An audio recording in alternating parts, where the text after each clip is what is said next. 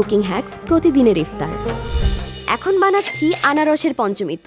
এর জন্য লাগবে আনারস কুচি 1.5 কাপ, 1 কাপ পানি, বাঙ্গি 2 টেবিল চামচ, একটি আপেল, আঙ্গুর 50 গ্রাম, ডালিম 1টির 4 ভাগের 1 ভাগ, আম 2 টেবিল চামচ, আধা কাপ চিনি, লেবুর রস 1 টেবিল চামচ, বিট লবণ 1 চা চামচের 4 ভাগের 1 ভাগ, সাদা গোলমরিচ গুঁড়ো সামান্য পরিমাণ এবং বরফ কুচি 1 কাপ। প্রথমে ব্লেন্ডারে আনারসের সাথে একে একে আম, বাঙ্গি, আঙুর, ডালিম, সেদ্ধ আপেল, চিনি, বিট লবণ, লেবুর রস এবং ঠান্ডা পানি দিয়ে ভালো করে ব্লেন্ড করে নেব।